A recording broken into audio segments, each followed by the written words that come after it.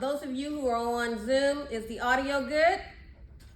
And you can unmute yourself because this is an interactive Bible study. And if you're talking, you're muted, sweetheart. All right.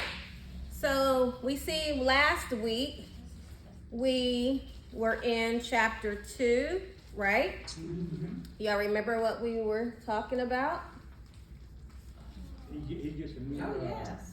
The queen and the replacement, right? Yeah. Mm-hmm. What else, guys?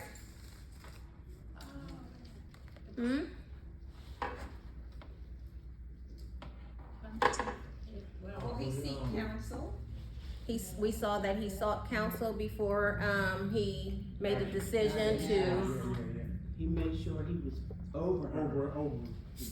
Right, before we were talking about moving forward, right? But before he moved forward, remember he was in a place of transition. Remember, he's no longer with Queen Vashti, but he hasn't gotten a replacement yet. Remember, and so what we see with him is there was a season that he was angry, right?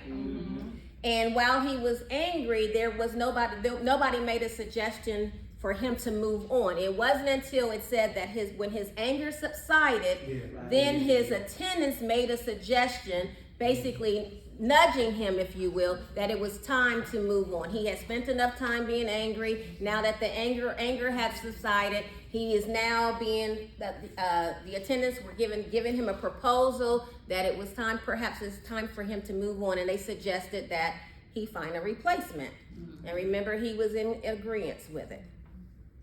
And so as we pick up in chapter 2, as we continue in chapter 2, I want to talk about this idea of the puzzle pieces of purpose. The puzzle pieces of purpose. And we're going to, here in this text, we're going to see God's providence. And what I mean by providence is, because you have the sovereignty of God, and then I'm not sure if anybody ever been introduced to the word, the providence of God. Is that something foreign to you, or is that something? Because how many of us know? We all know we heard of God being sovereign, right? When we think about sovereign, what comes to mind is somebody who is in control of everything, right? Meaning that he is supreme in authority. There is no one above him, right? So he is in complete control of everything. He has the power to do whatever he wants, when he wants. He is a God of supreme authority. His position as a ruler of everything, that's sovereignty. But then we have this thing called providence. And providence is the way in which God exercises his power to achieve his purpose. Are you with me? Mm-hmm. So basically, it's God's purposeful action in carrying out his plan and purpose. Some time ago, I had taught on connecting the dots. I'm sure some of you guys remember that when I talked about before King Saul became King Saul, and how, the puzzle that we used to do in grade school. Anybody familiar with connect the dots? The teacher would hand out this sheet of paper that had these dots, and it had these numbers or letters, and what we would do is we would go from dot to dot. Like if you went from 1 to 2, and maybe 2 might be down here, and then you might have to go 3 or 4, but by the time you got done with the connect the dots, what would emerge? A picture. And so when I had talked previously about connecting the dots with King Saul, what I was sharing was how God's providential hand was moving Saul into his purpose. Remember, it started with his father's lost donkeys, right? That kick-started. And then from his father's lost donkeys, he was sent to go look for him. And as he's going to look for him, as he's going from place to place to go looking for them, he ended up running into his purpose. And that's how his purpose emerged. That's how he ran into the prophet Samuel. And then Samuel told him who God had called him to be. That's just a condensed version of it. And so tonight, we see here in the book of Esther, we don't even see God's name mentioned, right? We don't see God's name mentioned, nor do we hear anything that God said. But what we do see here in Esther is we see God's providential hand moving things into place. Are you with me? Any questions, comments, or concerns? Nope? We good? And so tonight we're going to talk about the puzzle pieces of purpose that is being orchestrated, or if you will, when we think about a puzzle. This is a puzzle. This is the one I had to find for my granddaughter, Bailey. This is a puzzle. And this is what the puzzle, after you put together the puzzle, this is what you should get, right? But before you put the puzzle together, there are these pieces. Yeah. There's these pieces. And actually on this box, and I had to count them to make sure, there's 36 pieces to this puzzle. So with this picture, in order to arrive at this picture, you have to have at all 36 pieces. But notice how they came. They came and they're all over the place. So right now, if I was to try to put this puzzle together, I would actually have to really work at trying to figure out how to put these puzzles together in order for me to arrive here. Are you with me? And so think about that in the sense with God, with us. When it comes to our purpose, God is the person, the God, the divine being who is orchestrating, who is putting together the pieces of our puzzle in order for us, if you will, to emerge in purpose. Are y'all with me? Any questions? Nope. And so again, we're talking about the puzzle pieces of purpose. So here in this narrative, we are now starting, remember before the first chapter and a little bit of the first 4 verses of the second chapter, we don't even hear about this lady named Esther, right? But as we are moving through this text, we are now seeing Esther's name come up. The reason that I wanted to talk to you about pieces is at this point in the text, as we are looking in the text, especially in verse 8, beginning at verse 7 and 8, around in there, we see that the proclamation has already gone up. Remember in chapter 1 when Queen Vashti disobeyed the king, and then he had an edict to go out. Really, he gave her a bill of divorce and said she could no longer come into his presence. So really, he got rid of her. So now that has gone forth. And so that edict has been put into action where now a search is being made for his replacement. But God already had a replacement for him for that position, but it's not here yet. It's not put together yet. It's in this form. Am I making sense? And sometimes that's what goes on with our lives. We may not know what our purpose is going to be, because at this point in the text, Esther has no idea that she is going to be the queen, the next queen. She has no idea. And the same is true for some of us. We have no idea that what we are purposed to do. We are just like these pieces. This is our life. Our life is filled with pieces, and God is orchestrating these pieces in order to emerge our purpose. So here in the text, we pick up with Esther. A proclamation has gone out. The king has sent out this proclamation, and now the first piece of, let's back up. Let me back up. No, let's start there. The first piece of the puzzle is the king putting out the proclamation to send out for some girls to come in. And so that's the one piece of the purpose, the proclamation. The second piece, and I don't really want to say first and second, because actually God's hand was moving even in Vashti's disobedience. But for the sake of time, we're going to start right here with Esther. And so one of the pieces that we are start with tonight is that of the edict that went out.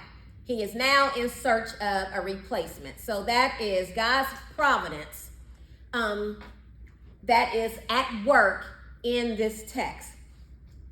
And so as we look at verse 7, it says, let's go to it, verse 7. I'm teaching out of the NIV version.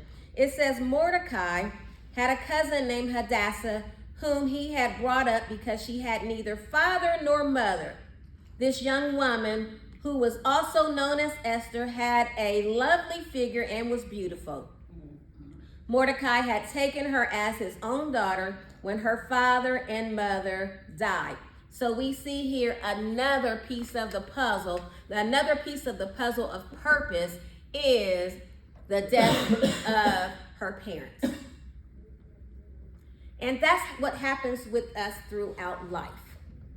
Because as God is orchestrating, or as he is putting the pieces of our puzzle together that leads to purpose, it doesn't always come with good things. What does Romans 8:28 says? It says, all things are working together for the good of them, those who love God and who are called according to his purpose. That, and it doesn't say all, when it says all things, it doesn't differentiate between good or bad. It means all things. That means the good and the bad are working for our good. And so the death of her parents, although that may be a negative thing or a bad thing in her sight, is still a piece of the puzzle of purpose. And so that is a piece of the puzzle. And so what does that look like for us? That look like for us is sometimes we think that when we suffer loss, that has nothing to do with our purpose. But here in the text, it allows us to understand that it is part of our purpose, and it is supported by Romans 8:28. Because again, does it not say all things are working for our good, right? All things, the good and the ugly, the bad and the good, are working for our good. But not only that, another puzzle piece to her purpose is she's an orphan. Yeah, she's an orphan. And sometimes we think that perhaps because of how we were raised, or if one of our parents abandoned us, or if we were left on a doorstep, or our parents was dysfunctional where we ended up in foster care, we think that doesn't have anything to do with purpose. But yet and still, that is still a piece that leads to our purpose. So that allows us to understand that just because you are orphaned doesn't mean that you don't have purpose. Right? It doesn't matter who is raising you, because she is being raised by her cousin. So we can't say that, I was raised, I wasn't raised by my mom, and woe is me. No, you still have purpose regardless of the situation of how you were born or how you were raised, who raised you, who didn't raise you. You still have purpose. Again, unbeknownst to Esther, this is going to be her purpose, if you will. She's going to be queen. Just like I have these puzzle pieces here, they have no idea that, she's an orphan. Her parents died. She was raised by her cousins. All of that is still part of the bigger picture. That's good. So for those of you who wasn't born or who wasn't raised in normal, what we call normal circumstances, don't you ever get it twisted and think that you don't have purpose. That's right. Yeah, that's good. But sometimes what the enemy tries to do is he gets in our ear and makes us think that we're not worth it, or our life is not worth it or we are not going to amount to anything because of how we were raised, or who raised us, or who didn't raise us. Are you with me? Any questions? Any questions? Nope, no questions. We're going to continue on. And so another piece of the puzzle that we see, another piece of her purpose is, again, we see here that Esther was taken to the palace. Esther was taken to the palace. When you see that word taken, that doesn't mean that they asked for permission, right? This wasn't something that they asked her and said, is it okay? Would you like to join a harem of women for the running of the position of queen, right? So all these things, have you noticed that all these things that are taking place in her life doesn't seem very positive, right? Yay? No? Yeah. Parents dying, orphan, being raised by somebody other than your parent, and then now you're being taken to a palace This isn't something that was, was planned out. You know how sometimes you get your parents plan out what, your college, they save for college, or maybe, she might have had some other plans going on. The Bible doesn't tell us how old she is. But maybe she was at the age of a dating age. She could have had a boyfriend or somebody that she was dating. Can you imagine being told or being taken without your permission? Right. This wasn't up for negotiation. When the king says come, you come. Right? And so that's another piece of this purpose. Another puzzle piece of her purpose is being taken. Again, she wasn't asked. She wasn't asked how she felt about it. And sometimes we find ourselves in those circumstances. Yeah? No? Have you always gotten your way? Has it always been a straight line for you? Has other people made decisions for you? For some of us, our parents told us we was going to college, even if we didn't want to. Sometimes decisions are made for us, but guess what? Just like her, it's part of the purpose. Because how many of us know purpose? There's a road that leads to purpose. You're not just born and you're in purpose. You're leading, something is leading, or God's providence is leading you in to purpose. And so, yeah, was decisions made for you? Some people may have wanted to go to college, and a decision, especially if you were raised like in the 60s or whatever, and families couldn't afford college, you might have wanted to go to college, but maybe your parents said, no, you're gonna have to go to work because you're gonna have to help with the bills, right? Or maybe you were in high school. Some people were in high school, especially in the South. In high school, you were pulled out of high school. You couldn't finish high school because your parents needed you to work in the fields or to help, or go to work to help bring in the money, right? So that's the 60s people. But what about some of us who are a little bit younger than that, where our parents were working in the summertime? We wanted to go to summer camp or do other stuff, but because our parents could afford daycare, the older siblings had to stay home with the younger siblings, right? Sometimes decisions are made for us, but even though some decisions are made for us, it doesn't mean that it's not connected to your purpose. Any questions? What about you guys online? You doing all right? Hey, Janet, and hey, Sue, and Nikki, and Carolyn, welcome, and Kristen, and all you other ones. I can't keep up with all of them. I'm having trouble keeping up with all y'all's comments. And so we see here that she was taken. She wasn't asked how she felt about it. She wasn't given a choice, especially if she had dreams or aspiration. And again, sometimes that's what we go through. Anybody want to share anything about something that maybe you wanted to do and maybe a choice was made for you that you wasn't asked, permission about? Nope. And so we see here that Maddie had a great example. She was that? sharing that sometimes it's decided on your job too. Yeah, And that's a good. one. What are some of the things that you were forced to do that you didn't have? Nobody asked you, could you or could you not? Overtime. Yeah, overtime. Sometimes if you're working, sometimes they'll ask you to do overtime, but then if everybody is kind of like going home, eventually they're going to say, what is that word? Mandatory overtime, right? Yeah. So there's lots of things that have been decided for us that we don't have a choice in. We don't have a choice in. And for the younger people who are watching, when we were younger, we wanted to dress ourselves, but sometimes our parents, we didn't get a choice. Or no, let's go with the teenagers. There was some stuff that we wanted to wear, and the choice was made for us. You're not wearing that, right?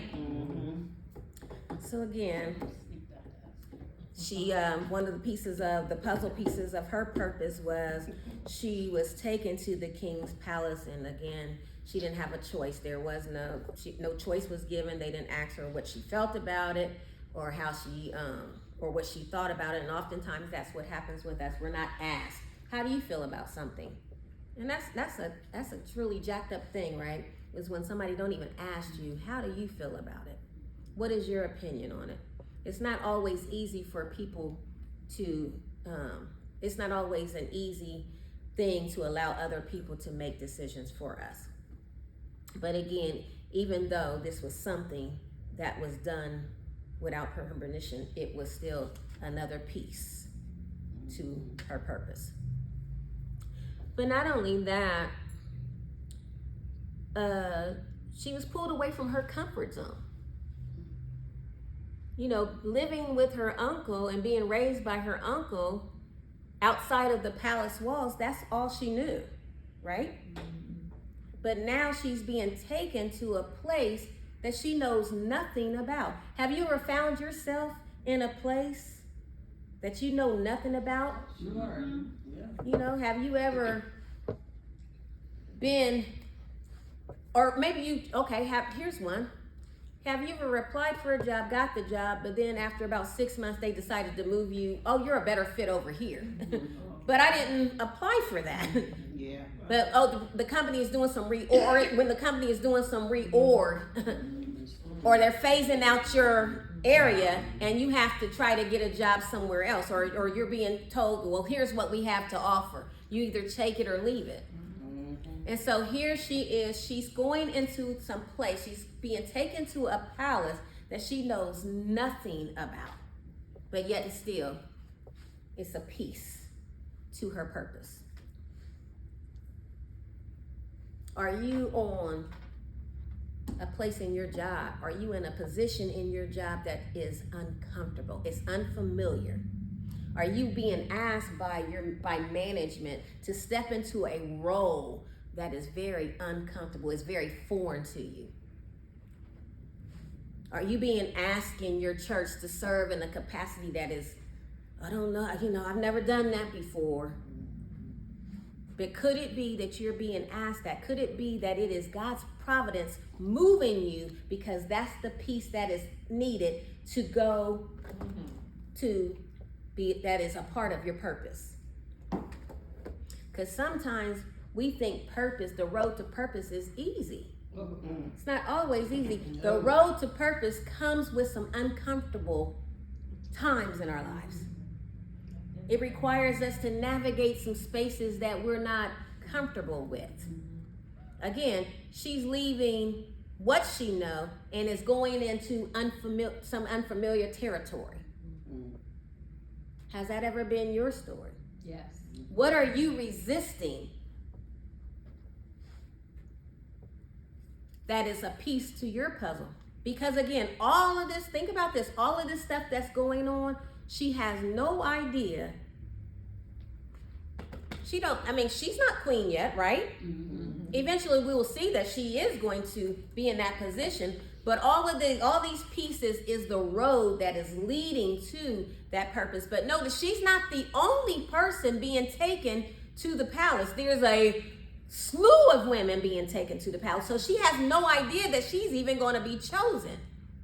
And guess what? Even if she's not chosen, she still is not going to return home. So can you imagine what she's feeling, what she's thinking? Okay, if I get chosen, then here I am. I'm going to occupy another space. I'm going into this space. But then if I'm chosen, I'm going to be occupying a space that I haven't even had any training for.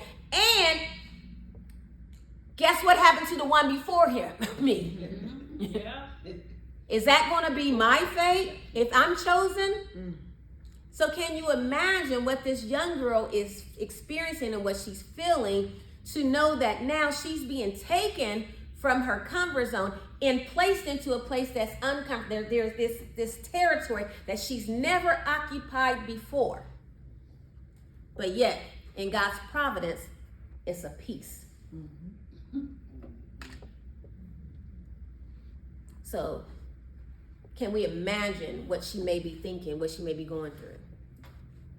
you know, word got around. Oh, he kicked the first wife to the curb, right? He got rid of her. He got rid of her because she was disobedient. So I got to make sure if I am chosen, I got to make sure that I walk the straight narrow, right? I got to make sure that I do everything right because I don't want to end up like her. But again, this is on her way to purpose. Whether her purpose will be to be queen or to be part of the king's harem, right?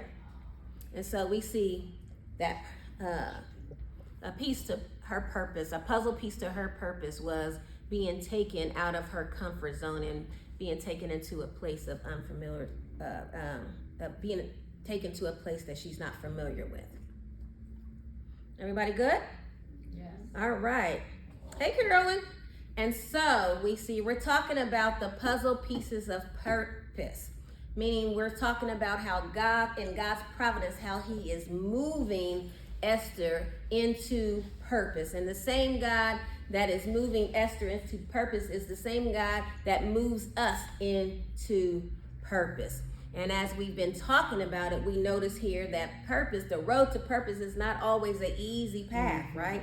It comes with some grief. Can we say some grief? Because she lost her, the death of her parents. She was an orphan.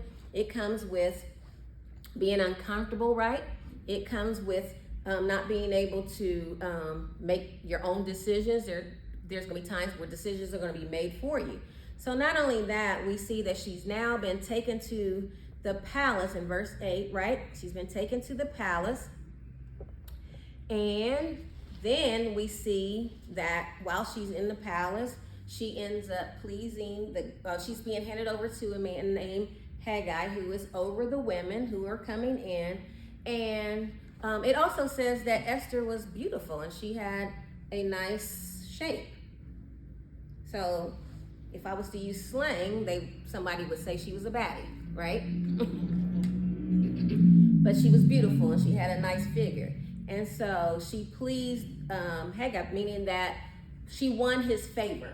Are you with me? Mm-hmm. And so we see that another piece to the puzzle is favor. Favor. And although the circumstances don't seem all that positive, this text allows us to see that although we may be somewhere that we may not really want to be, God's favor can still rest upon us. Yes. Are you with me? Because she pleased the king, and because she pleased Haggai, and because she pleased him, she was able to immediately get the things that she needed. All the women were going to be able to get the beauty treatments and things like that. But because she was favored, she got the stuff immediately. And then she was placed in the part of a very favorable place of the palace. Mm-hmm. And she was given 7 attendants. So even though it may not have been something that she chose for herself, but while she's there, she's receiving favor. So what am I saying tonight to us? There's going to be times where we're going to find ourselves in places that we didn't choose for ourselves. But God will place favor on us to where we can win in any situation we find ourselves in. Right? Any questions? Any questions, comments, or concerns? Okay, so she's receiving favor. Okay, it says, let's go to that. Verse 9. Well, let's start with 8. When the king's order and the edict had been proclaimed, many young women were brought to the citadel of Susa and put under the care of Haggai. Esther also was taken to the king's palace and entrusted to Haggai, who had charge of the harem. So she pleased him and won his favor. Immediately he provided her with beauty treatments and special food. He assigned to her 7 female attendants selected from the king's palace and moved her and her attendants to y'all see that? The best place in the harem. So do you see the word? We have the word immediately. Because she won this favor, immediately immediately he provided her with the beauty treatment. Every last woman was going to have to go through this process of beauty treatments. But notice, when she won his favor, she got hers immediately, meaning that they were going to have to go through 6 months of oil of myrrh and 6 months of perfume, right? And so that's a total of 12 months. So that means that her process was going to be 12 months, right? Every woman's process was going to be 12 months. Are you with me? I'm going somewhere. So what this is saying is, he's got, I don't know how many women that's coming. I would say maybe thousands of women that are coming in there that he's going to have to, or that they're going to present to him to choose from, right? But if she gets hers immediately, that means she will go through the process a little bit quicker than somebody else. They all still have to go through the 12 months. But if she's getting hers first or immediately, that means she has a head start. And so that's part of the favor. That's part of the favor that she is receiving by God. And because she pleased him. You know, she pleased him. Because sometimes, and that's another thing, I'm glad you raised that up. Sometimes we love to just, I want the favor of God, we're just so focused on God, but also we can receive favor from people. Through God. There was something about her. Because the text doesn't say, because at first I was like, well, was it because she was beautiful that it pleased her? It doesn't say specifically if it was her beauty or her figure. But whatever it was, whatever she did, it pleased her. It could have just been her character, the way that she acted, the way that she, came in there. Because again, all of these people are being taken into the palace to compete for that position. Now, some may have been cool with it. Oh yeah, I'll marry the king, I want the best of everything. But then we have to say that maybe some was excited about it. Some was probably not so excited about it, right? It was probably all kind of emotions going on here. And when a bunch of women get together in a place, and especially if you're competing for the same spot, it could be some cattiness going on, right? But whatever Esther did, it pleased Haggai. So could it be that she behaved herself wisely in the situation that she found herself in? Because sometimes if we're in some places that we don't want to be, we can get some attitudes, right? So could it be that she came, even though it was a situation that she didn't choose for herself, could it be that she came in there with a great attitude? Could be. And also, on another note, sometimes we take stuff out on people that didn't do it to us. Yes. Could it be that she may have been upset with the idea of coming, but she didn't try to take it out on Haggai? Because all he was doing was his job, because the edict came from the king. And sometimes, instead of us going after this one, we project our anger on other people. Right? Sometimes, have you ever came in contact with somebody and they was acting all crazy towards you and mean to let's talk about on the job. Were they coming in and they got attitude? You like, what the heck is going on with them? Or somebody come home and they are your spouse or something, they tripping or whatever. Sometimes it's not you that they're mad at, but sometimes they project things onto the innocent because they're mad about something else. But here it says she pleased him. Although she was somewhere that she didn't choose for herself, evidently it indicates it's leaning towards that she still had a good attitude. Are you with me? So let me ask this question. When we find ourselves in places that we didn't choose for ourselves, or find ourselves in comfortable situations or things that we didn't choose for ourselves, and maybe we're not happy about it, can we still conduct ourselves in a Christian manner? Because we're Christians, right? Can we still be Christ-like when we're somewhere we don't want to be? We can. Can we be Christ-like? Can we be Christ-like when we're in a marriage that ain't treating us right, you're good.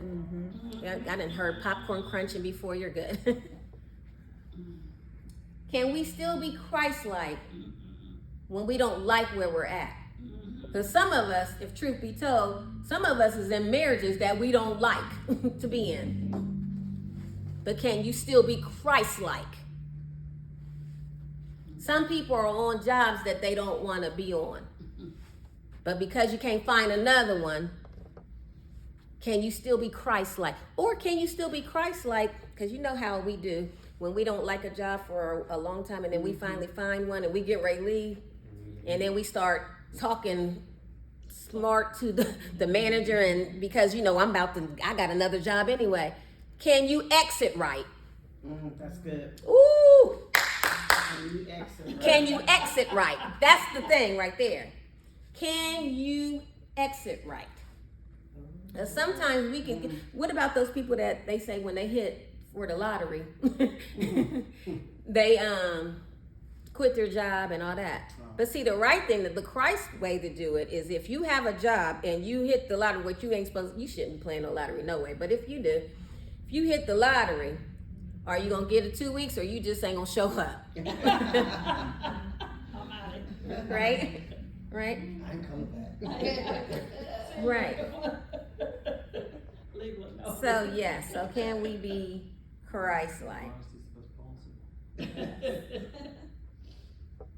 And so she is there and she received favor because she was pleasing to him. And because she was pleasing to him, look at all the perks that she got that the other people didn't get. And see, that's the thing right there. That's key. Can you have a good attitude? Because when you have a good attitude goes a long way. What is that saying that you can get? You can get more bees with honey, right? What's the full saying? Am I saying it right? Do I have it right, Jeff? Honey than vinegar. Huh? Honey than vinegar. Okay, so basically you can get a lot more with honey than you can with vinegar. So maybe that's why some people are not experiencing favor, not just favor with God, but favor with men, is because you're not kind. Kindness goes a long way. A good attitude goes a long way. I'll do something let me just put it like this. Brittany, you'll remember this. There was somebody that Brittany used to date years ago, and the guy had a daughter. It wasn't Brittany's daughter. And I remember I had bought her something. Her name was Kaiva, I think that was her name. And I had got her something. It was just really something small. And she was like, "Thank you so much. Oh my God, thank you so much." And I was just blown away. She went on and I think it was a little Dobby. I can't remember exactly what the toy. "Thank you so much. Thank you. Oh my God, thank you so much." Guess what that did to me? It made me want to do more and more, because I loved seeing the excitement in her face. I loved seeing how happy she was and how grateful she was to this toy that I gave her. So can we be the same as Kaiva, especially with God? Can we appreciate when God gives us something? Are we just going to say, "Oh, thank you, Jesus"? Can we say, "Oh my God, Jesus, thank you. Look at what you've done for me. Oh my God, you opened this door for me. Thank you, God." So think about this. If what I did for Kaiva made me want to do more, what do you think God will want to do if he hears from us like, "Thank you, God. Oh my God, I can't believe you did this for me. I'm so grateful." Yeah. And so again, like you said, Jeff, you get more with honey than you do vinegar. But if you were somewhere just always, ain't nobody gonna want to do nothing for you. And then you mad when you see somebody else getting something like, "Well, how did they get that? Or how did they get that?" Kindness, gratefulness, thankfulness. And so we see here that a puzzle piece of purpose was that she was pleasing to Haggai, meaning that her attitude, she had a great attitude. Her disposition was good, right? We good online? Everybody good? Good. We good in house? Yes. Yeah. Thanks, Jeff, for reminding me of that. Sure. So, we're talking about the puzzle pieces of purpose. And so next we see here that, okay, she was entrusted to Haggai, and then she won favor. But the next puzzle piece of purpose is, notice that Mordecai is advising her not to share her nationality and her family background. So here is a season where she has to basically keep her real identity a secret. So in other words, she's not sharing her family's business, right? And so there's times in our lives, there's times on our journey to our purpose where there may be a season where we may not be able to share a lot. You know we good for sharing stuff, especially stuff, exciting stuff, right? But here he's advising her, don't share that, because again, she's a Jew. The king is Persian. If she shares her family background and who's her family, her culture and her background, it could get her kicked out. Right? And so sometimes there comes a time in our journey as we're journeying to our purpose, as God is piecing things together, that we may not be able to share everything. Because as we move through this text, we will see that eventually it will come up. But sometimes we're sharing things prematurely. It's not that she's lying, she's not divulging. Right? She's not being, there wasn't nothing where they said, okay, well, sign this paper. Are you, what race are you? No. But sometimes we're sharing things and it's not time to share things. And maybe for us, it may not be that we need to, maybe we don't, it's not us to share our culture and none of the things like that she's doing. But what is it that we are being advised not to share? Right? There comes a time in a season to where you can't tell everything. Sometimes you need to keep your mouth shut because it's not time to share that at this point, because at this point it's not relevant. We'll see later on in the text as we continue to study Esther, it does become her culture, who she is does become relevant, but not here. Some things we are talking about, and we are talking about it too soon. Sometimes we need to practice closed mouth grace. Some things we need to keep to ourselves. There's some things that God probably has, or God is showing us or sharing or has put in our hearts, and it's not for us to share yet. Remember, we just came out of the book of Nehemiah. Remember when Nehemiah had came to Jerusalem after he had got permission to go back to Jerusalem to help rebuild the temple, to lead that building project. And remember, before he started the building project, when he got to Jerusalem, remember he waited 3 days. And then after 3 days, under the cover of darkness, he went and assessed the damages, right? Do y'all remember that? And then doesn't the text says that he never shared what God had placed in his heart.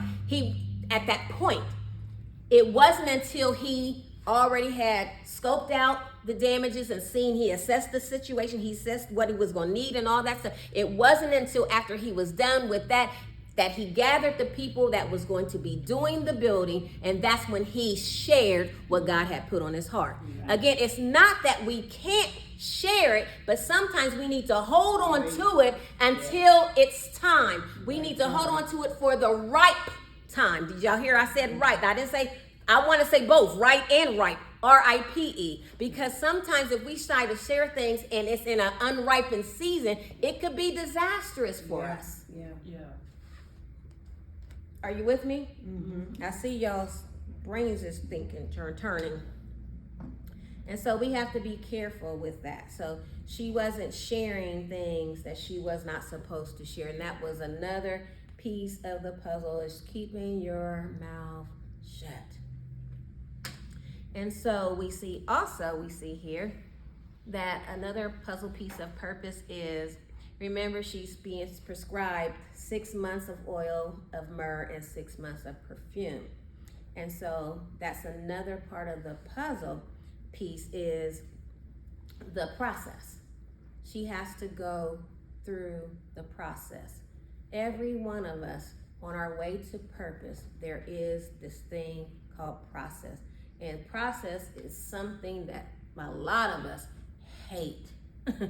But her process, there was a prescribed process, and the same is true for her, true for us. Her prescribed process that she had to do 6 months in oil of myrrh and 6 months of perfume.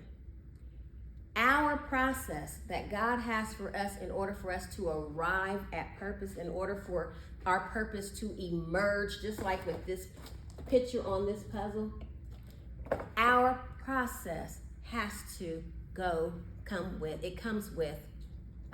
our purpose comes with a process. And it's a specific one prescribed to each and every one of us. Yours is different than mine. Mine is different than yours. Yours is different than his. His is different than yours. Yours is different than hers. All of our process is different. We have one. God has prescribed each and every. When I use the word prescribed, what comes to mind when I say prescribed? Does a doctor come to mind? Mm-hmm.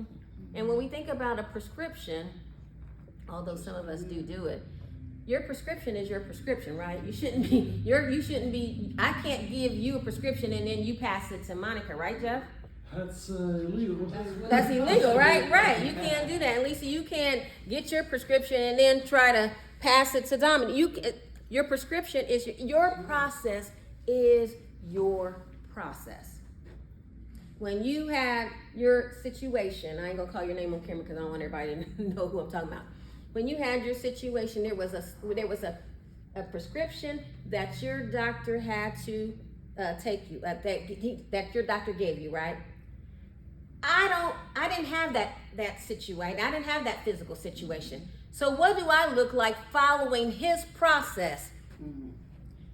What he was trying to arrive at was stronger leg, a stronger back, a healed back, right?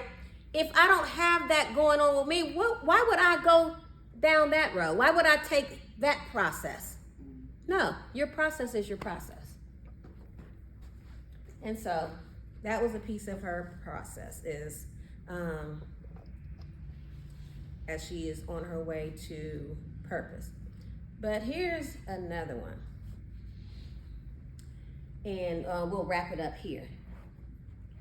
Another puzzle piece to her purpose as she's on her way to the position of queen is, do you see where it says in 15? Let's go to 15. It says, when the turn came for Esther, the young woman Mordecai had adopted, the daughter of his uncle Abigail, to go to the king, she asked for nothing other than what Haggai, the king's eunuch, who was in charge of the harem, suggested. And Esther won the favor of everyone who saw her. She was taken to King Xerxes in the royal residence in the 10th month, the month of Tebeth, in the 7th year of the reign. So what we see here is the next puzzle piece to purpose. Notice it says, when her turn came. So that is an indication that there had to be, in order for her to have a turn, meaning she had to wait to get a turn. Did y'all hear what I said? Mm-hmm. So the piece of the puzzle that we see here is that of waiting. Who likes to wait? Who likes to wait? Which one of us, under the sound of my voice, in person and online, how many of us put something in the microwave and stare at the microwave.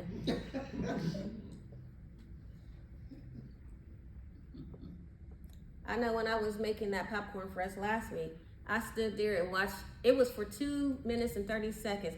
Do you know what I could have done in 2 minutes and 30 seconds while that was doing it?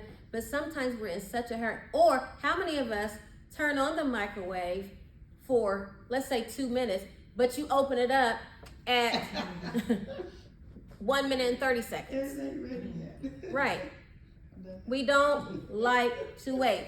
Or here we go for the greedies. How many of us are going through the drive-thru, we get our food, and we're on our way home, but we got the bag on the seat, and we're eating the fries, and by the time you get home, you don't have no fries left.